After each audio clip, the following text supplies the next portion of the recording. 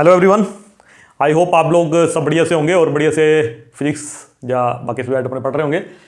तो आज हम नेक्स्ट प्रॉब्लम की बात करेंगे और ये है आपके पास लॉरेंट्ज फोर्स। ठीक है, लॉरेंट्ज फोर्स से नाम से तो आपने शायद नहीं सुना होगा, सुना तो अच्छी बात है, लेकिन एक्चुअली ये आपने किया जरूर होगा। क्यों?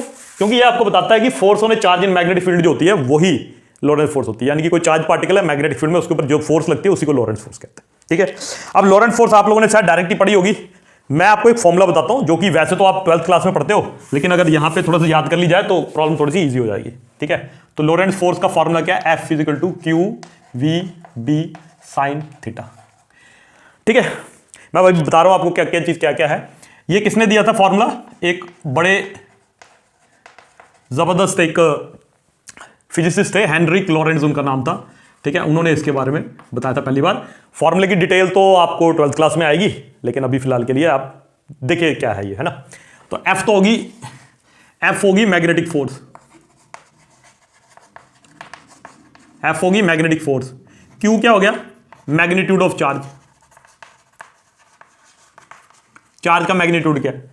कितने कूलम है ना। उसका वी क्या आ गया? Velocity of charge. चार्ज की वेलोसिटी कितनी है?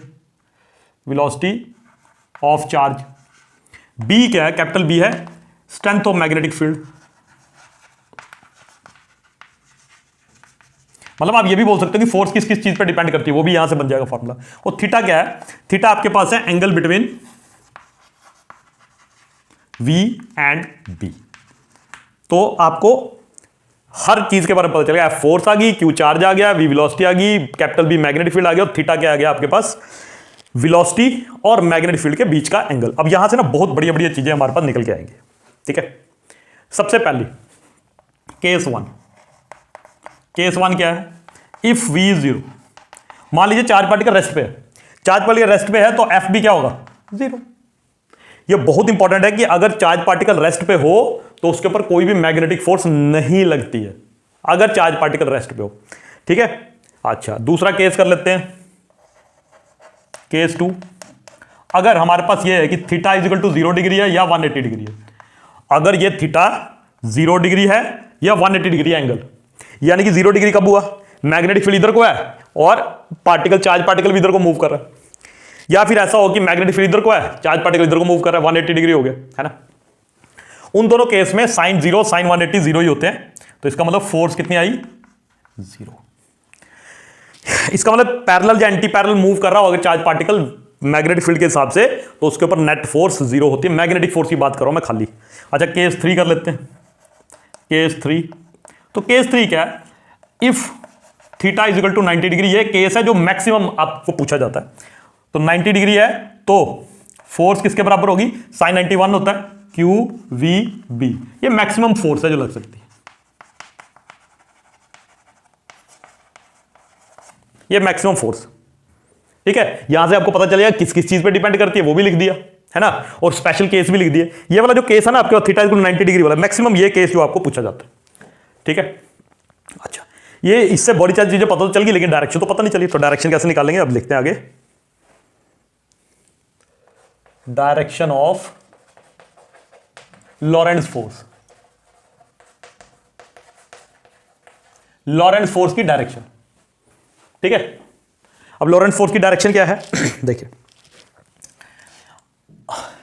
फॉर पॉजिटिव चार्ज, अगर चार्ज पॉजिटिव है, ठीक है, अगर पॉजिटिव चार्ज है तो लॉरेंट्ज फोर्स की डायरेक्शन कौन बताएगा हमारे को? Left hand rule. ठीक है, तो उसके लिए क्या लगेगा? Left hand rule. कब? अगर चार्ज पॉजिटिव है। ठीक है, तो लेफ्ट हैंड रूल में क्या होता है हमारे पास? इंडेक्स फिंगर, मिडल फिंगर और थंब। ये क्या बताते हैं वो हम देख लेते हैं। ठीक है, वो हम देख लेते हैं। तो जो इंडेक्स फिंगर है वो बताती है मैग्नेटिक फील्ड। इंडेक्स फिंगर क्या बताती है? Magnetic field. मिडिल फिंगर क्या बताती है? मिडिल फिंगर हमें बताएगी कि चार्ज की direction, direction of motion of charge. और थंब हमारे को क्या बताएगा?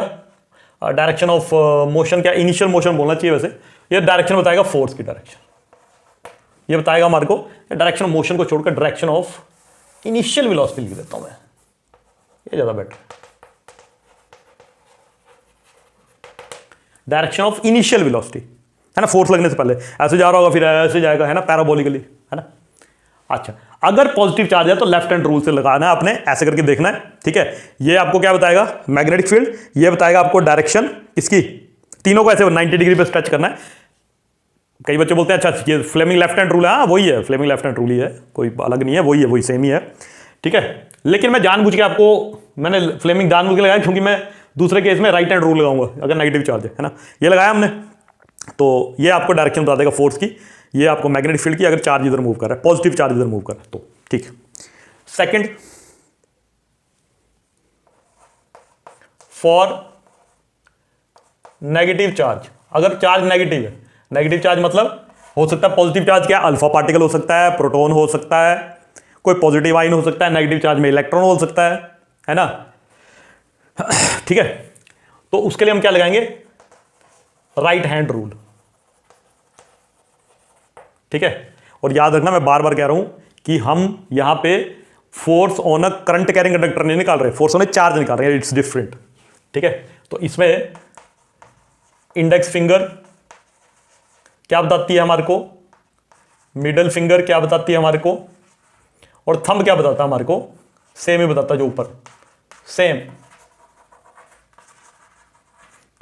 बस आपने एक चीज का ध्यान रखना है कि यहां पे राइट हैंड लगेगा, बाकी सब सेम, बाकी सब सेम, ठीक है जी। तो ये आपको बताएगा किसकी डायरेक्शन, चार्ज पार्टिकल के इनिशियली जो मोशन की डायरेक्शन है वो, ये आपको बताएगा मैग्नेटिक फील्ड, और ये बताएगा आपको उसको फोर्स कहां को लगेगी। तो ये सब है, यही लॉरेंट्ज फोर्स है। आई होप आप लोगों को ये समझ आया होगा डिटेल में। जब आपको जरूरत हो नोट्स बना लीजिए, कुछ पूछना हो कमेंट सेक्शन में पूछ लीजिए, कुछ गलती हो तब भी कमेंट सेक्शन में जरूर बताइए। तब तक के लिए बाय।